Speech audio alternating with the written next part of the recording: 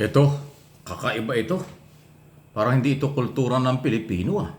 Parang hindi ganito ang mga Pilipino. Pero si Vice President Sara Duterte ay iba ang sinasabi. Wala daw siyang pagpapatawad. Hindi daw siya magpapatawad kahit na Pasko. Sandali ha. Pakinggan niyo itong kanya sinasabi sa harap ng mga mamamayan diyan sa Ifugao ng isang araw. At ang makakalungkot dito, taliwas na nga sa diwa ng Pasko ang sinasabi, pinapalakpakan pa ng mga tao. Bakit kayo ganyan? Eto, pakinggan po ninyo ito. Na pagpapatawad, pagmamahalan, at pagbibigay. Lagi ko pong sinasabi na depende po yan sa tao. Pero dahil ako ay Vice President, kailangan ko sabihin sa inyo na yan po ang mensahe at diwa ng Pasko. Pero po ako, hindi ko talaga ako magpapatawad. Walang direktang tinutulong ng visit, pero Hindi sabi siya niya, magpapatawad. Sa inyo na yan. Kung magpapatawad kayo, ay iba-iba naman ang tao eh. Diba? Meron sa atin mabilis magpatawad, meron sa atin matagal, at meron sa atin dinadala na talaga sa hukay at galit. muli rin nagpaalala Ayan, si oh. Duterte na maging mapanuring butante sa darating na Ayan o. Kita mo yung sinabi? Hindi daw siya magpapatawad.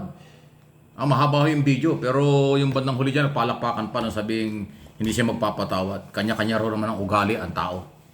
Ay, ang diwa ng Pasko ay pagmamahalan, pagbibigayan at pagpapatawad, di ba? Kaya nga pagmamahalan, di may pagpapatawad yon. Pero siya hindi. Nagtatanim pala ito ng sama ng loob.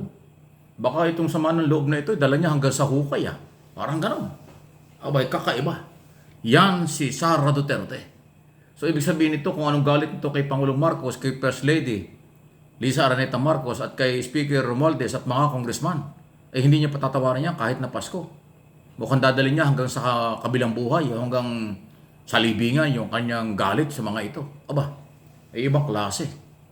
Parang malayo nga, inuulit ko, parang malayo sa kultura ng Pinoy. Ang mga Pinoy ay nagpapatawad, nagmamahal, mapagpakumbaba. Pero itong si Sara, kanya palang pinipersonal yung mga isyo na kanyang kinakaharap ngayon sa mga investigasyon ng Kongreso tungkol sa confidential fund. Pagpapail ng kasong impeachment na civil society dahil sa betrayal of public trust. Pagpapail ng disbarment sa Supreme Court dahil siya ay hindi naman talaga dapat nagbabanta sa buhay ng Pangulo. At iba pang kasong kriminal sa kanyang maaaring pang-aabusong nagawa. Lahat pala yun parang ala sa kanya. Kasi sinasabi niya hindi siya magpapatawad. So ibig sabihin, pinipersonal ni Sara Duterte itong isyong ito. At kung ano man ang sinasabi ng Kongreso at mga congressman in aid of legislation, sa kanya pala hindi trabaho yun. Kaya kanyang pinipersonal. Kasi yung hindi pagpapatawad, ibig sabihin, admission na pikon ka at hindi mo mapatawad yung mga tao na ginagawa lang ang trabaho. Katulad ng congressman, ang trabaho noon ay gumawa ng batas in aid of legislation, ang proseso, investigasyon. Yung mga individual person na nakakita ng mga kahina-hinalang pagdududa, ang impeachment trial ay sinasabi ng saligang batas. At kahit sino ay pwedeng mag-file ng impeachment kung meron silang basihan. Subject for approval yan ng Kongreso. Yan ang rule of law. Kung meron namang reklamo tungkol sa lisensya ng isang abogado, ay yan ibase sa mga sinabi na kung talagang pwede siyang madisbar sa ground ng kanyang mga pagbabanta at pagmumura. At ang pinagbantaan ni First Lady Pangulong Marcos at Speaker of the House, yun po yung mga ground eh.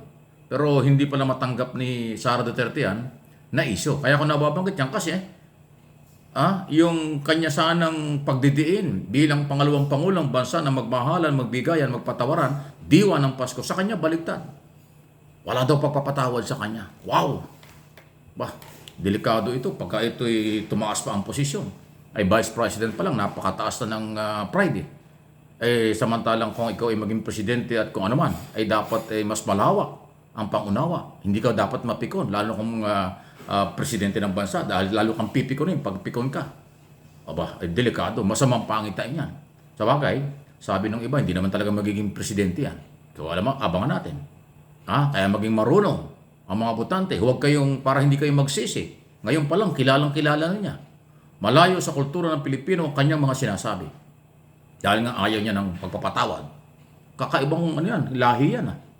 Saan kayang lugar nang galing? Bakit gano'n ang sinasabi, ang hugot?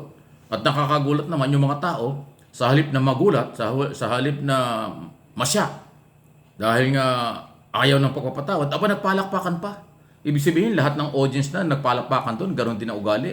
Walang pagpapatawad. Kala ko mga Pilipino itong mga taong ito. Bakit kaya ganoon? Any comment, reaction? Sige lang po. Like and share po ninyo para makarating sa maraming mga Pilipino sa buong bansa itong mga galawang ito at mga statement na ito coming from Sara Duterte. Okay? Sunod na pag-usapan ako, ito na. Yung palang 4,000 nandun sa acknowledgement receipt na isinumiti ng Office of the Vice President sa Commission on Audit o COA, abay gusto pala itong ipa-double check sa Philippine Statistics Authority kung totoong tao. Ito ay matapos nga pong makumpirma ng PSA na yung walang Mary Grace Piatos at wala rin Kokoy Villamin na naunang nakitang pangalan doon sa 300 na acknowledgement receipt na isinumiti sa COA at nakarating sa Kongreso. Ito po ay 4,000 eh. So ibig sabihin 4,000 na mga tao, ghost employees. Baka wala rin pangalan katulad ni Piatos at saka ni Villamin. So ayan po, ano inyong masasabi niyan? At yan naman ay madaling i-trace ng Philippine Statistics Authority dahil ang PSA meron pong record kung sino ang may birth certificate na Pilipino, marriage contract, o kaya death certificate. 3 yung record nila eh. Pag nagpakasal ka, pag pinanganak ka, i-register ng mga magulang mo para magkaroon ka ng birth certificate. Pag ikaw ay nagpakasal, i-register mo rin para ikaw ay mayroong marriage certificate. Pag ikaw na yung nawala sa mundong ito, i-record din yan para ikaw ay masama doon sa mga listahan ng death certificate. Ayun lang yung 3 yun, puro wala eh.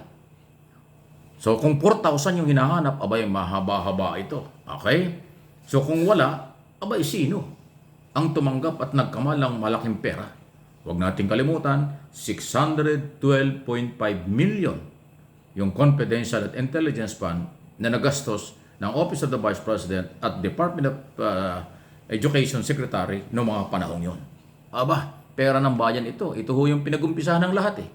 Bago uminit ng uminit at dumami ang sangkatutak na mga kasong kinakaharap ni Sara Duterte at ang kanyang kasamahan, diyan nag-umpisa yan sa budget ng mamamayang Pilipino. Na sa halip paliwanag, sagutin at bigyan ng tamang mga dokumento ay hindi po eh. Mukhang may bogus na listahan ng mga pangalang hindi naman pala tao dahil hindi naka-record sa Philippine Statistics Authority. Napakahalaga po ng record sa PSA. Kung wala doon, paano yan? So, dalawa itong isyong ito.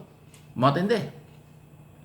Kaya mukhang aabutin ng susunod na taon pa ito at susunod na Kongreso ang pagtalakay. Every time na tatalakayin ng proposed budget for 2020, yung every year, tatalakayin din po yung confidential. Hindi man maiwasan ni Sara yan eh. Duterte hindi. Next year, pag tinalakay yung proposed budget for 2016, kasi ngayon ang pinag-usapan, budget for 2025, di ba? Yung 2016 ay tatalakayin sa next year, 25. So, tatanungin ulit yan. Babalik lang yan pag hindi pa malinaw. Ganyan pong katindi. Pag pera ng bayan, sensitive yan. Kailangan tama ang paggastos. Kailangan tama, ma-justify ang paggastos. Hindi pwedeng makakuha ito ng mga multong tao, multong empleyado, ghost employees kung tawagin. Delikado po yan. Please like and share. Subscribe kung hindi pa.